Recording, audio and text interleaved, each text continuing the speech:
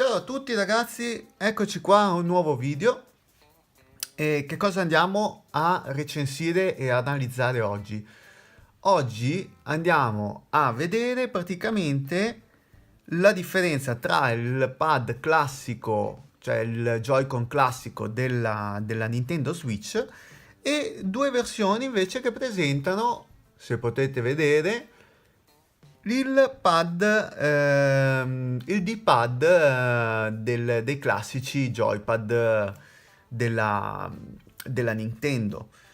Come sapete, appunto, il Joy-Con nella versione rilasciata da Nintendo non presenta più la classica croce direzionale e questo diciamo che è un po' scomodo perché i pulsanti devono essere devono venire premuti singolarmente. Se dobbiamo fare una qualche utilizzare come si utilizzava nei picchiaduro la croce direzionale per poter fare premere due pulsanti assieme, e su questa versione risulta abbastanza scomodo a mio parere.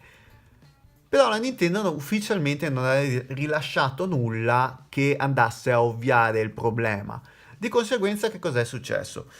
Alcune aziende di terze parti hanno rilasciato delle versioni che andassero a ovviare a questo problema. Abbiamo oggi due versioni in particolare da analizzare. Una ufficiale, e cioè questa,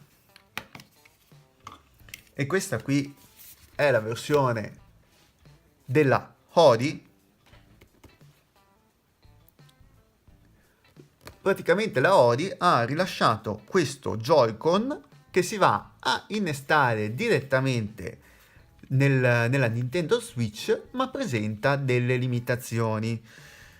Sì, presenta delle limitazioni, però ha la croce direzionale. Quindi, come funziona, di cosa si tratta, adesso vediamo subito. Che tipo di forma ha? La forma è praticamente identica a quella del Joy-Con originale, ma eh, il peso è decisamente molto molto più leggero. Perché? Perché all'interno di questo Joy-Con rispetto a quello ufficiale manca la batteria. Cosa significa? Significa che questo Joy-Con va utilizzato unicamente collegato alla console. Se noi non lo colleghiamo alla console non possiamo utilizzarlo. Quindi è un Joy-Con da sfruttare unicamente in portabilità. Ma vista la sua natura va anche bene, però presenta delle altre limitazioni. Appunto non ha la connettività Bluetooth e gli manca il motorino di vibrazione. Essendo trasparente potete anche vederlo da voi. Io penso che riusciate a vedere un attimo, in trasparenza manca il motorino di vibrazione. Per farvi capire meglio dove era situato, qua vedete, questo è il motorino di vibrazione. Qua non c'è, è vuoto, è molto più leggero. Quindi, per farvi vedere un attimo com'era, perché questo qui è l'interno reale del Joy-Con. Qua c'era la batteria, qua c'era il motorino di vibrazione, qua non è presente niente. Però in realtà il pad direzionale è veramente ottimo. Non posso dire niente a proposito, nel senso, l'analogico non l'ho neanche valutato più di tanto, perché se una persona va a prendere questo non lo prende per sfruttare il tasto analogico. Sì, è presente e lo utilizzeremo nei giochi che richiedono per forza di cose di selezionare alcune cose con il pulsante analogico, ma nulla più. Tasto meno invece è rispetto a quello originale, è gommoso, nel senso che è proprio fatto di gomma, mentre invece questo qua è plastica, quindi questo qua non è il massimo. Stessa cosa per il pulsante dello screenshot, plastica, gomma.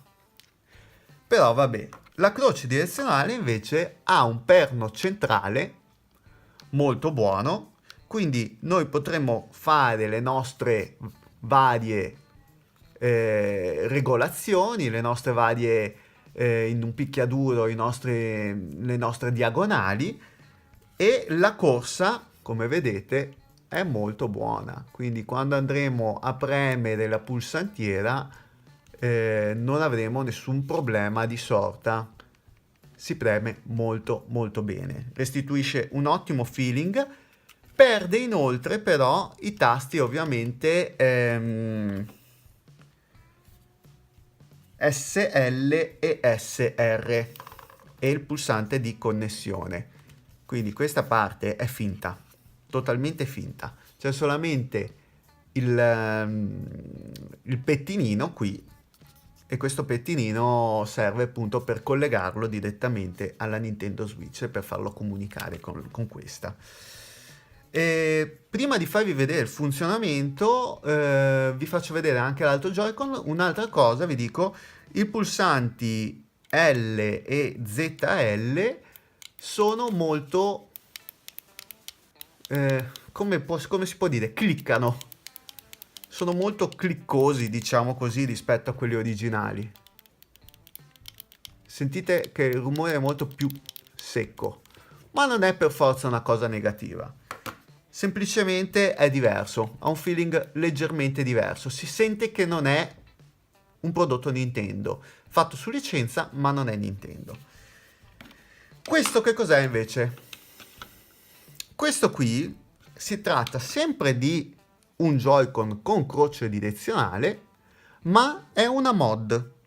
Cosa significa? Significa che è stato preso un Joy-Con originale della Nintendo Switch, è stato smontato, io in questo caso mi sono prodigato ad aprire il Joy-Con e sostituire i pezzi con un guscio che ho ordinato da uno store cinese, perché questo non viene venduto ufficialmente in Italia. Su uno store cinese molto famoso riuscite a recuperare questo guscio, in questo caso la colorazione è la medesima del Game Boy Pocket o del Game Boy Color usciti all'epoca in versione trasparente purple, quindi questo violaceo trasparente particolare. Va smontato tutto con appunto le vitine che sono presenti sotto nella parte inferiore del Joy-Con, e tutta la parte interna va traslata da questo a questo. Non è semplice, ve lo dico subito, non è una cosa che potete fare tranquillamente, perché dovete smontare tutte le viti, togliere tutti questi cavetti che si chiamano cavi flat, scollegarli, scollegare questa parte. Come vedete è stato cambiato, ho sostituito anche proprio i pulsanti con quelli che mi sono arrivati, in modo tale da avere la medesima colorazione anche la medesima colorazione del Joy-Con stesso. Dopodiché una volta smontato la batteria, smontati qua, ci sono per esempio su questi trigger sono presenti delle molle piccolissime che, se non fate attenzione, le perdete. Io ne avevo persa una, poi l'ho ritrovata, grazie a Dio. E se la perdete potete buttare tutto via, perché non potete più riutilizzare questo, a meno che non riusciate a trovare dei pezzi di ricambio. Ma vi ripeto, non è semplice. Dopodiché dovete smontare tutta quanta la parte superiore, e cosa fate? Qua non si va a fare saldature, niente del genere, semplicemente il Joy-Con il guscio viene fornito già con la sua croce direzionale da applicare, le forme sono corrette, ci sono dei pad, c'è un pad sotto che va a riprendere le forme della croce direzionale, quindi un conduttore che mi permette di collegare la croce ai contatti sotto, e noi abbiamo una croce direzionale funzionante. senza cambiare però la parte hardware del Joy-Con. Cosa significa? Significa che qui abbiamo tutte le funzionalità, è Wi-Fi, ha il motorino di vibrazione come vi ho mostrato, ma i pulsanti rimangono i medesimi, nel senso il, il gioco di questo pulsante, quindi la quantità di spazio che noi andiamo a cliccare in profondità, questo è la medesima di questo, quindi noi non andiamo a sostituire minimamente questa forma. Cioè cambiamo la forma ma non sostituiamo il meccanismo, di conseguenza la croce direzionale risulta dura, permette di fare diagonali eccetera eccetera, ma è dura e come sentite clicca parecchio rispetto a questo. Non ha un pad morbido. Sentite questo come è molto più morbido? Quindi sono due cose differenti. Qual è la più indicata? Qua va un attimo a gusto. Io personalmente posso consigliarvi di recuperare questa, dato che si acquista direttamente così com'è, e il pad, la croce direzionale è migliore. Se invece volete tutte le funzionalità dei Joy-Con, allora dovete andare a recuperare un guscio per questa. Non è una spesa modica, nel senso che costa 20 euro recuperare il guscio di questa e costa 20 euro questo. Quindi costa uguale, solo che voi in questo caso dovete recuperare anche un Joy-Con.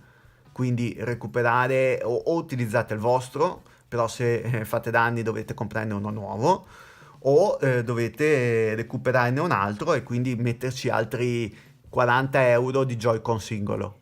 Quindi non è economico per un risultato che è un po' piacevole ma non. Vi faccio però vedere un attimo un funzionamento veloce sulla Nintendo Switch con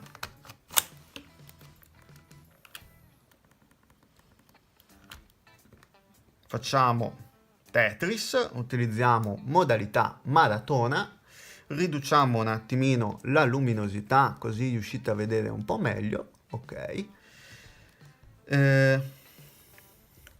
Ok, ci siamo, eccoci qua, abbiamo questa grafica per rimanere in tema.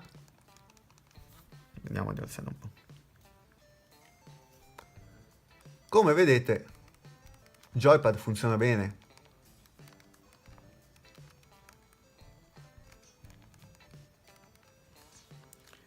È molto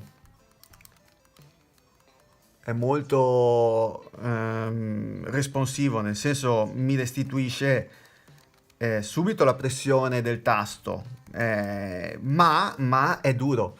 Alla lunga diventa scomodo, ok? Quindi non è una soluzione definitiva. C'è, ma non è definitiva. Sostituiamolo e vi faccio vedere questo. Intanto si è collegato ed è già funzionante.